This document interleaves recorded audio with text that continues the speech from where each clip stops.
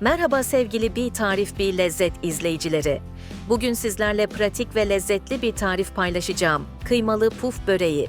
Bu tarif hem misafirlerinizi etkilemek için harika bir seçenek, hem de günlük yemeklerinizde kolayca tercih edebileceğiniz bir lezzet sunuyor.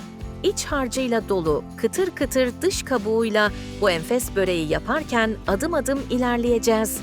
Malzemelerimizi hazırlayalım ve mutfağa geçip bu lezzet yolculuğuna birlikte çıkalım. Kıymalı puf böreğinin tüm püf noktalarını ve inceliklerini sizlerle paylaşacağım.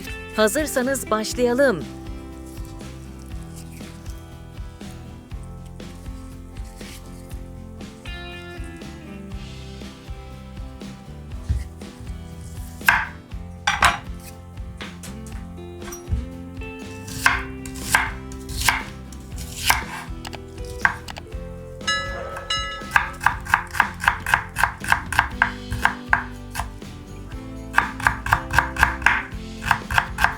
Üç adet soğanı ince ince doğruyoruz.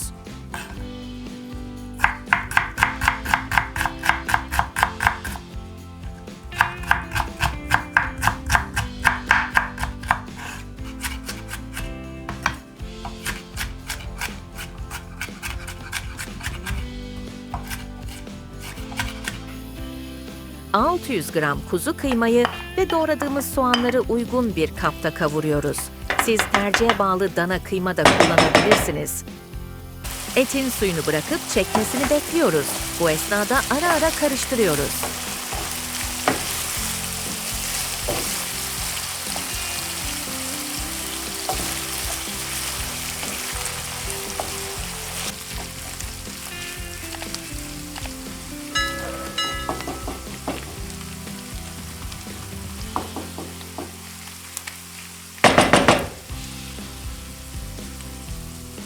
Kavrulan harçta et suyunu çektikten sonra ocağı kapatıyoruz ve 2 tutam tuz, 2 tutam karabiber, yaklaşık 1 avuç kadar da ince ince kıyılmış maydanoz ekliyoruz.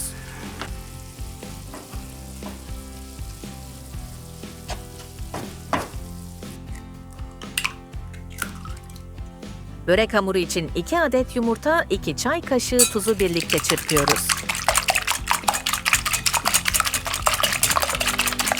4 dolu yemek kaşığı taze yoğurt, yarım su bardağı sıvı yağı çırpmaya devam ediyoruz. 1 su bardağı ılık su, 1 su bardağı süt, 2 yemek kaşığı elma sirkesi ekleyip çırpma işlemine devam ediyoruz.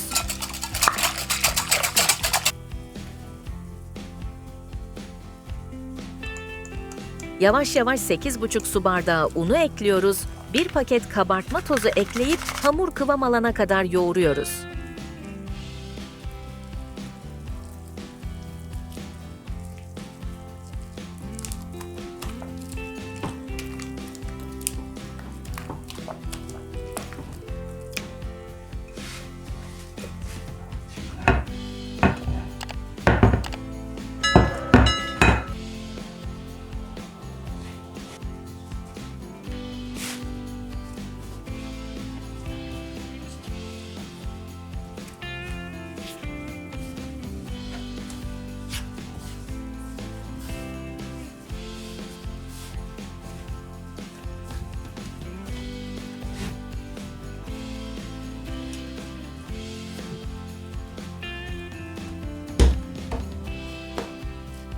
Kıvam alan hamuru 21 eşit parçaya bölüyoruz ve hamur bezelerimizi sıralıyoruz.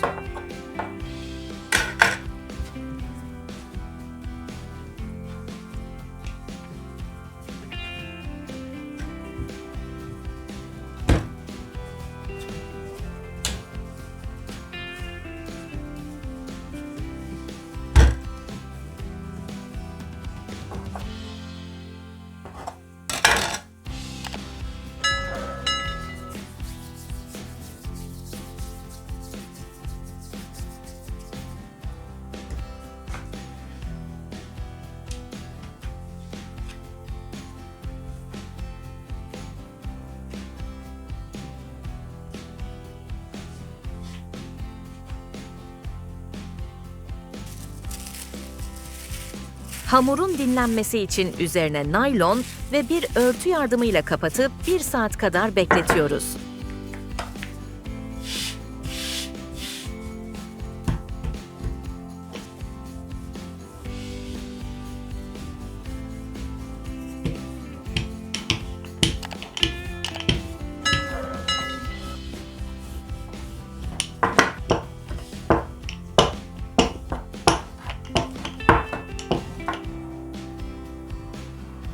Bezelerimizi açtıktan sonra iç harcından ekliyoruz. Videoda görüldüğü gibi şekil veriyoruz. Kenarından artan hamur parçalarından da tekrar beze tutup onu da değerlendiriyoruz.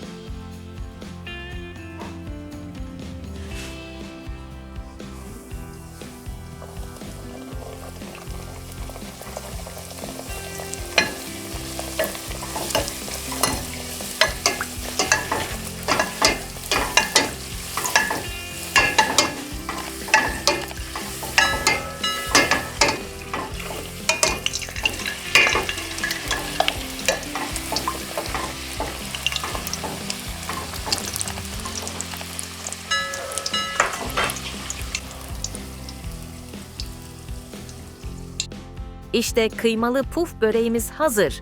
Bu tarifin hem yapımı kolay hem de sonucu mükemmel. Dışı çıtır çıtır, içi ise lezzet dolu böreklerimizi umarım beğenmişsinizdir. Tarifimizi denediğinizde yorumlarınızı ve fotoğraflarınızı bizimle paylaşmayı unutmayın. Kanalımıza abone olmayı, beğen butonuna basmayı ve yeni tarifler için bildirimleri açmayı ihmal etmeyin. Bir sonraki videoda görüşmek üzere. Afiyetle kalın.